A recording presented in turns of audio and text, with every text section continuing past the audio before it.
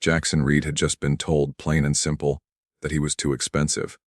"We need younger talent who'll work for half your salary," his new regional director, Derek Collins, said coolly across a glass desk. At 50 years old, Jackson was a senior client relations executive at ValleyTech Solutions in Phoenix, Arizona, with 15 years of painstakingly building their client portfolio from scratch. But all of that meant nothing to Derek, who had just taken over and was determined to modernize the company with buzzwords like disruption, market penetration, and digital natives. Derek, a 34-year-old with tailored suits and an impatience that could cut glass, barely hid his disdain for Jackson during meetings. To Derek, Jackson was like a relic, something that still worked but didn't belong anymore. But Jackson knew better. He remembered every call, every client's birthday, every problem he solved when algorithms couldn't. When James from Horizon Manufacturing faced near bankruptcy, Jackson restructured his payment plan overnight. When Catherine from Westbridge Holdings lost her husband, Jackson personally delivered contract extensions to ease her burden. Derek didn't care about those stories. All he saw was a salary number that could be slashed with a younger replacement. Jackson accepted his fate with calm professionalism, shaking Derek's hand and packing up his things in silence. As he left the office, Lisa from accounting, a loyal coworker, whispered, "They don't know what they're doing?" Jackson didn't reply. Instead, he was already thinking 3 steps ahead, remembering 15 years of relationships that didn't call ValleyTech anymore. They called him. The moment Jackson Reed stepped out of ValleyTech Solutions, a mixture of emotions swept over him, but anger wasn't among them. He had seen this coming for months. The day Derek Collins took over as regional director, whispers began about restructuring, modernization, and cost-cutting. Corporate buzzwords that usually spelled one thing. Experienced people like Jackson were about to be shown the door. Derek, with his flashy MBA jargon and penchant for disruption, had made it clear he was here to shake things up. He dismissed the value of relationships built over years, instead focusing on the digital natives and social media engagement that he believed would save the company. But Jackson had spent 15 years building trust with clients the old-fashioned way. Thousands of phone calls, hundreds of in-person meetings, and countless moments of going above and beyond. Those relationships weren't built overnight or through algorithms. They were forged in moments of real human connection. Jackson's history at ValleyTech went back to when it was still called Western Business Solutions. Back then, the company was a small operation, barely 3 employees, a windowless office, and an abundance of ambition. Harold Thompson, the owner and Jackson's mentor, believed in one simple truth: business is built on relationships, not transactions. People sign contracts with people, Harold had often said, and Jackson lived by that creed, becoming the first call for clients in need and the last voice they heard before signing renewals. The dedication came at a cost. Jackson's marriage to Nancy ended after years of prioritizing work over family. His daughter Jessica spent much of her youth seeing him only on weekends and holidays. Yet, despite the sacrifices, Jessica was his first call after the firing. Her outrage at Derek's decision was immediate, reflecting the deep bond they shared even after hard years apart. While driving home with a single cardboard box of belongings, Jackson wasn't dwelling on what he lost. Instead, he was plotting what came next. Months earlier, Harold had retired, selling his majority stake to investors promising to keep the company's culture intact. But culture quickly faded with Derek's arrival. Quarterly meetings filled with cold metrics and buzzwords replaced the warm conversations about client needs. Sean was labeled legacy staff, a relic of a bygone era, and the whispers about cutting his compensation echoed through the halls. Rather than despair, Jackson took inventory, not of contracts or spreadsheets, but of phone numbers and personal notes documenting 15 years of client histories. He reached out to Daniel Blake, a trusted former colleague who had left ValleyTech for a rival firm, Lennox Blake, 5 years earlier. Their regular lunches kept the connection alive, and when Jackson mentioned his impending exit, Daniel wasted no time offering him a spot on their growing team. The days following his dismissal were spent reconnecting, not with sales pitches, but with genuine conversations. Clients he had nurtured for years reached out on their own. James from Horizon Manufacturing, Jackson's largest client, welcomed him back with open arms, admitting he had spent hours listening to Derek's empty jargon and longing for the personal touch Jackson had always provided. No aggressive sales tactics were needed, Just honesty, and the clients responded. However, the fight was far from over. Derek and ValleyTech attempted to stifle Jackson's success, sending cease-and-desist letters and threatening legal action over alleged contract breaches. They even launched IT audits, hoping to catch him in wrongdoing, but found nothing, because Jackson never took a single document or file. What he took was trust, built painstakingly over years. Faced with mounting client losses and internal panic, Derek sought to negotiate with Jackson. Yet Jackson's resolve was firm. This wasn't about money or revenge. It was about respect and the value of relationships that Derek had disregarded. Ultimately, Jackson proposed a partnership between Lennox and Blake and ValleyTech, a move designed to stabilize both companies, preserve jobs, and ensure clients received the best possible service. The board, recognizing the wisdom in this, accepted, and Derek was asked to step down.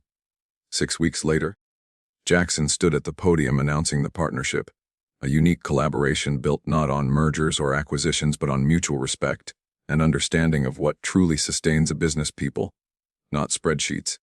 This chapter marked not just a professional victory, but a powerful reaffirmation of the human side of business.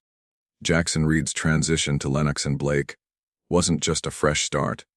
It was a testament to the power of authentic relationships in a world increasingly obsessed with metrics and modernization.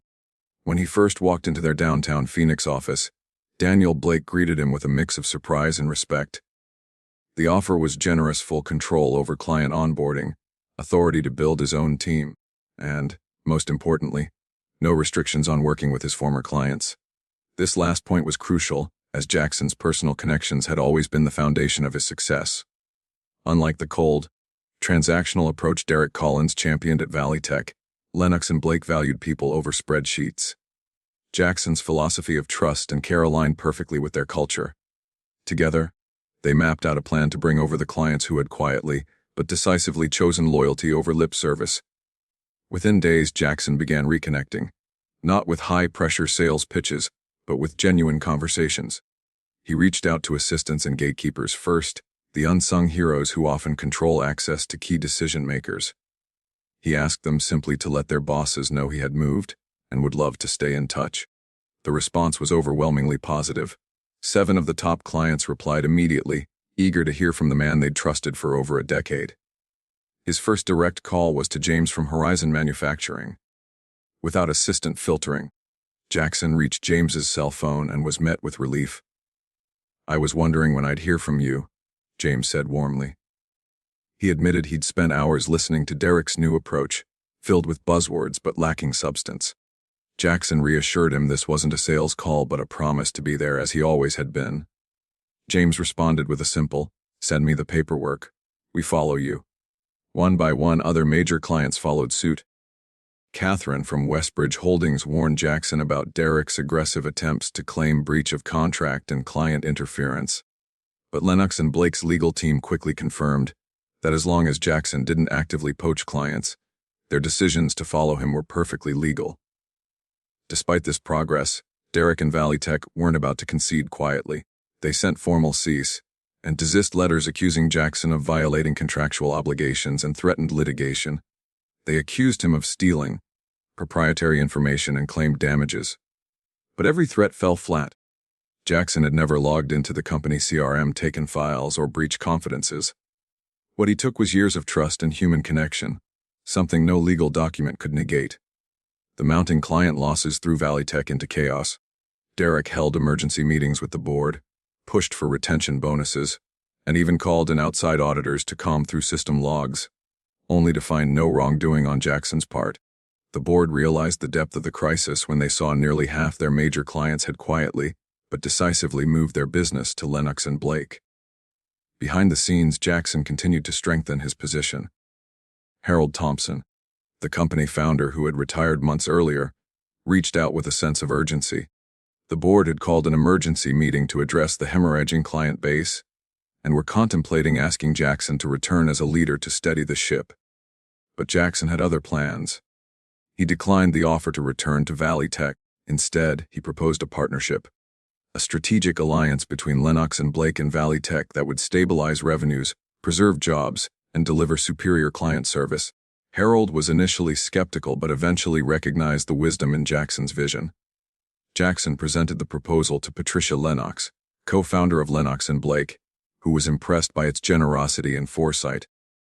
The partnership wasn't about revenge, it was about building something better, something that honored the work of countless employees caught in the crossfire of a misguided leadership change. The board accepted the proposal. Derek was asked to step down, and the company's future began to stabilize. 6 weeks later, Jackson stood before a crowd of clients, employees, and board members, announcing a partnership unprecedented in the industry.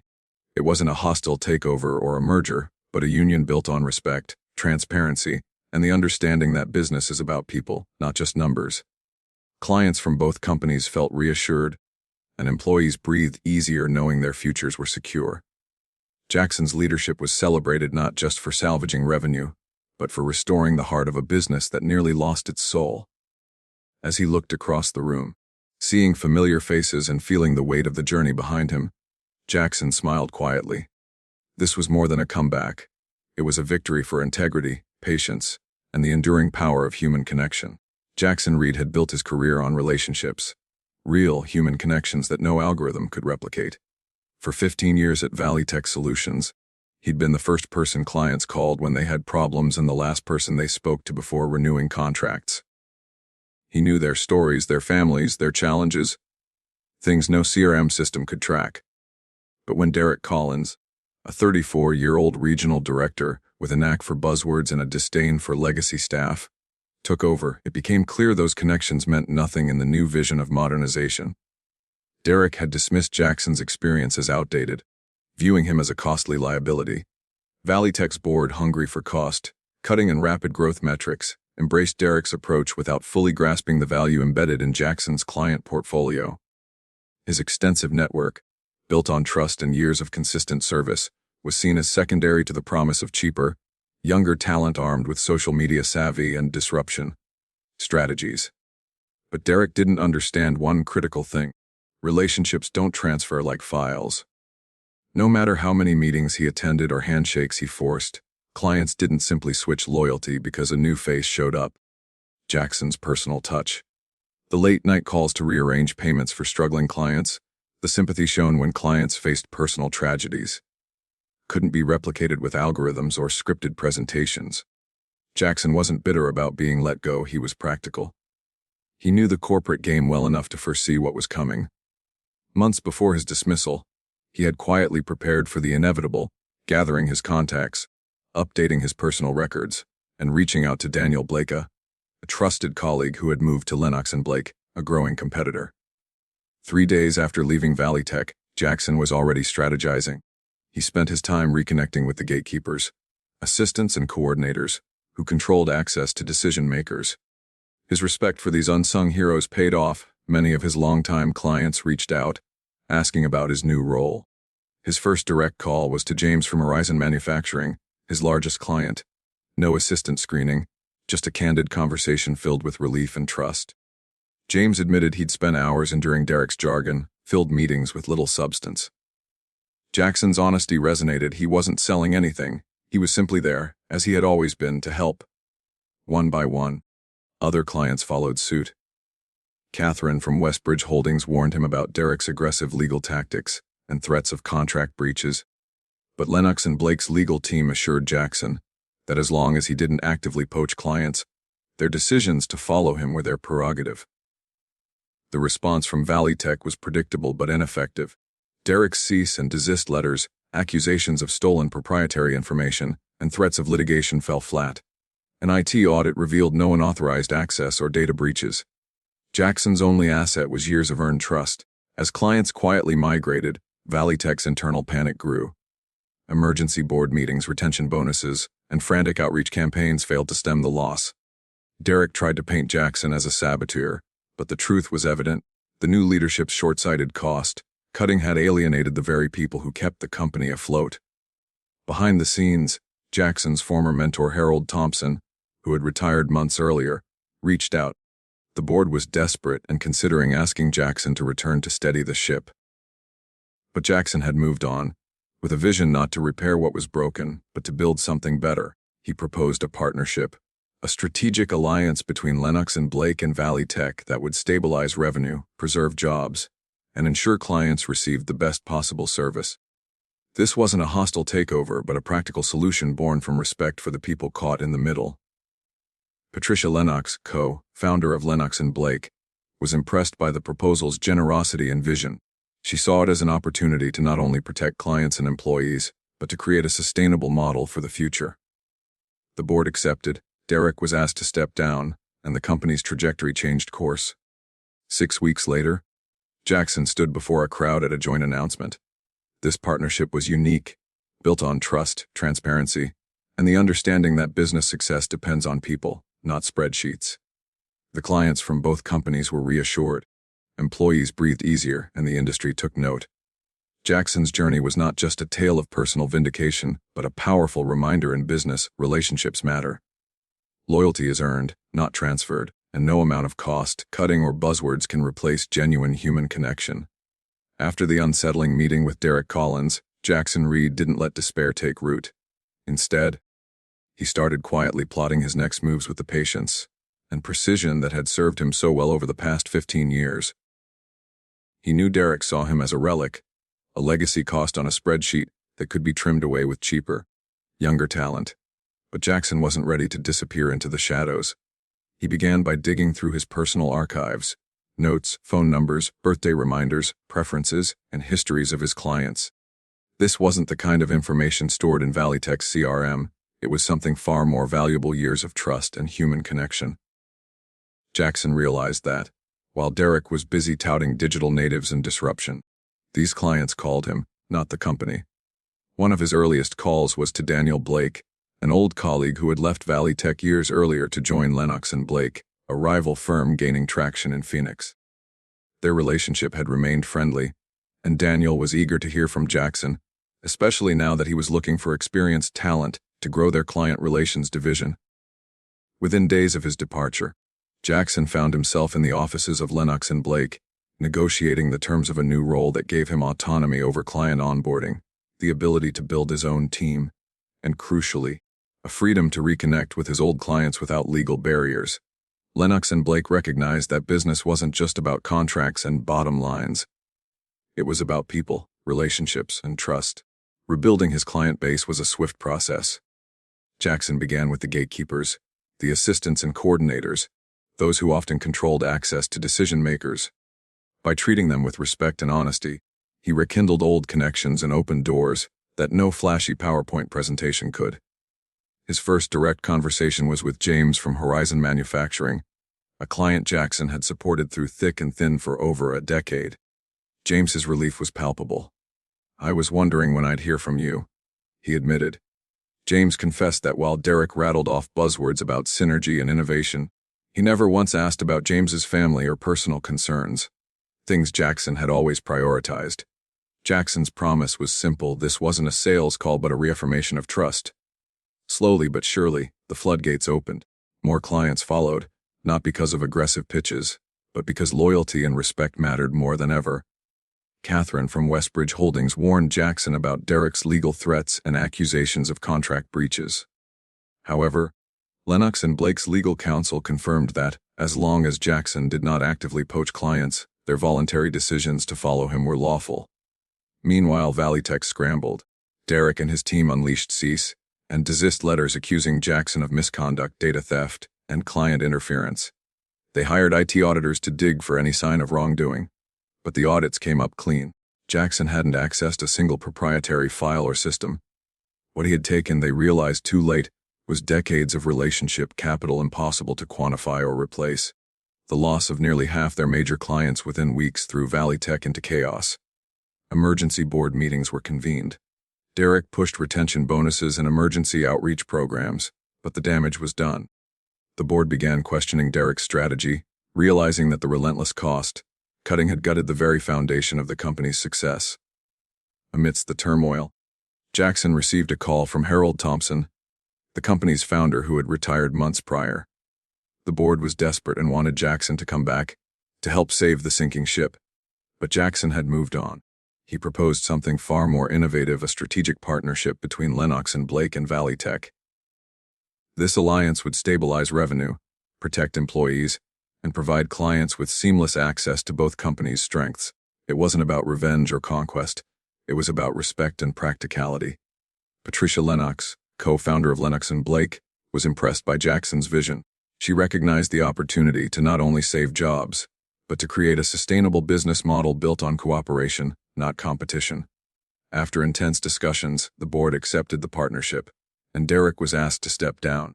6 weeks later, Jackson stood before a crowd of clients, employees, and board members announcing the historic partnership.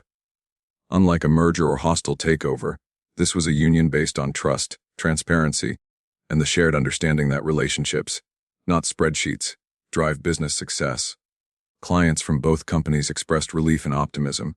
Employees felt reassured about their futures. The industry watched closely as the partnership set a new standard for collaboration. Jackson's journey was more than a professional comeback.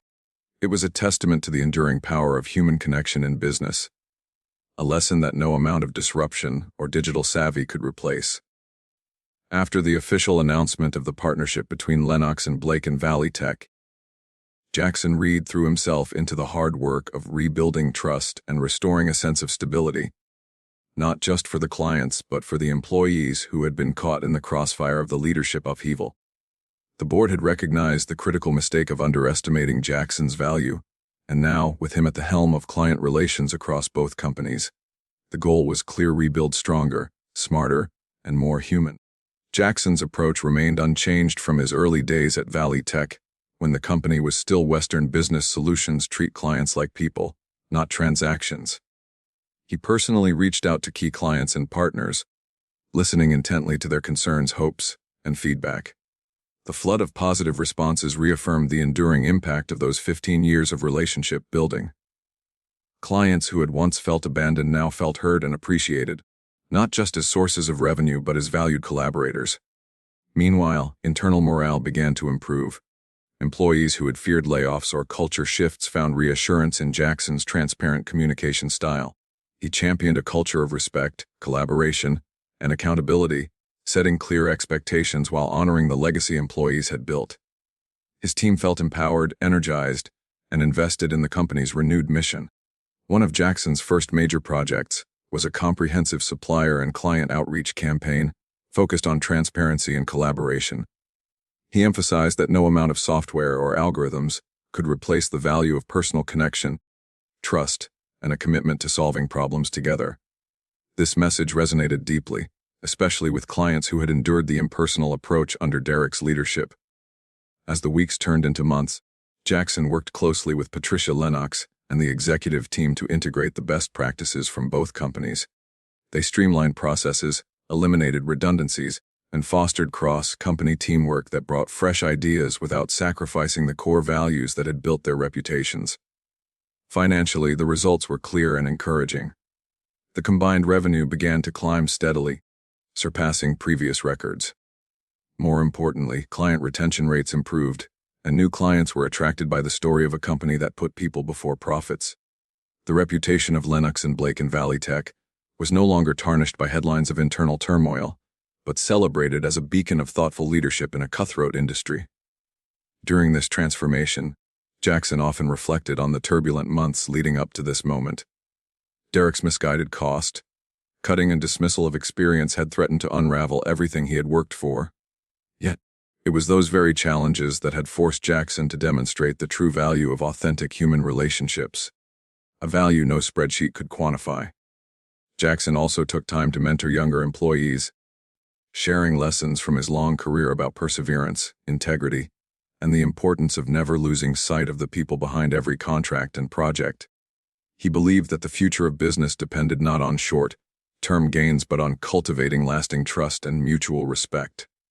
While some wondered if Jackson harbored any bitterness toward Derek or ValleyTech's former leadership, his answer was always the same: this wasn't about revenge. It was about setting things right, about showing that respect, care, and honest effort paid dividends that last. 6 months after the partnership announcement, Jackson stood at a conference addressing clients and staff alike. He spoke not just about growth metrics or new initiatives, but about the power of relationships and the courage to stand firm in one's values, even when the world seemed to favor shortcuts and quick wins. As he concluded, Jackson shared a simple but profound truth: The best business decisions are the ones that honor the people behind them. If you focus on the human connection first, the numbers will follow. This was more than a comeback story. It was a blueprint for sustainable success in an ever-changing world. After months of rebuilding trust and forging a new path, Jackson Reed's efforts began to bear fruit in ways that exceeded even his own expectations. The partnership between Lennox and Blake and ValleyTech wasn't just a strategic move on paper. It was a revival of the human side of business that Derek Collins had ignored and underestimated. With Jackson overseeing client relations across both companies, the transformation was palpable.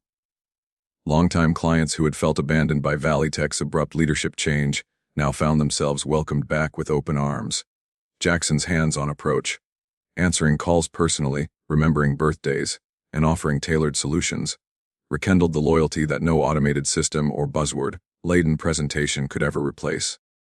Catherine from Westbridge Holdings, who had once been skeptical about the merger, now praised Jackson's authentic care and attentiveness, remarking that it was this very spirit that had kept clients coming back for over a decade. Inside the office's morale soared.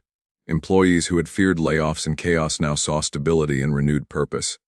Jackson championed a culture of respect and collaboration, emphasizing that every team member was essential to the company's success. He encouraged open communication, transparency, and accountability, values he had practiced long before he was ever legacy staff. Under his leadership, the merged client relations teams blended seamlessly, leveraging both companies' strengths to deliver unparalleled service. Financially, the results told the story. Revenue steadily climbed, surpassing previous peaks, and client retention rates soared. New prospects, attracted by the company's reputation for integrity and personalized service, eagerly joined the growing roster. The business was thriving, but more importantly, it was thriving the right way. Jackson often reflected on the months leading up to this revival. Derek's short-sighted cost, cutting and dismissal of experienced staff had nearly derailed everything. Yet, it was through these trials that Jackson was able to demonstrate the enduring power of genuine relationships and trust. Things no spreadsheet or software could replicate. He also took time to mentor younger colleagues, teaching them that success wasn't just about hitting numbers but about building bonds that last. His message was clear: loyalty, respect, and integrity aren't just values, they are the foundation of sustainable success. When asked about Derek or the past turmoil, Jackson was clear. This wasn't about revenge or bitterness. It was about setting things right. "I didn't get here by tearing others down," he said. "I got here by lifting people up and proving that doing business the right way always wins in the end." 6 months after the partnership's official announcement, Jackson stood before a gathering of clients, staff, and board members. He spoke not just of revenue growth or market expansion, but of the human connections that make all the difference. "Business isn't about transactions," he said. "It's about people. When you honor that, the rest follows." That day wasn't just a celebration of a successful merger. It was a testament to resilience, respect, and the timeless truth that relationships are the heart of any thriving business. Jackson Reed's story is far more than a corporate comeback. It's a powerful reminder that true success in business and in life is built on trust, respect, and genuine human connection. After years of dedication, being dismissed by those who failed to see his worth, Jackson didn't react with bitterness or revenge. Instead, he chose to show what real leadership looks like: lifting others up, valuing relationships over transactions, and proving that integrity pays dividends no algorithm can calculate. His journey teaches us that experience and heart cannot be replaced by youthful hype or empty buzzwords. It reminds us that when people are truly valued, they respond with loyalty that lasts, even through the toughest storms. And most importantly, it shows that setbacks are not endings but invitations to start anew, stronger, wiser, and more determined. So here's the lesson for you. Don't let anyone make you feel like you're expendable. Your unique value, the trust you build, and the genuine connections you nurture are your greatest assets. Hold on to them fiercely. And when doors close, remember, new opportunities are waiting, and sometimes the best thing that can happen is being pushed to find where you truly belong. If Jackson's story inspired you, drop a comment below sharing your own experience of overcoming challenges. Don't forget to hit that subscribe button and ring the notification bell, because here, we turn setbacks into comebacks and real life lessons into powerful stories. Let's grow stronger together.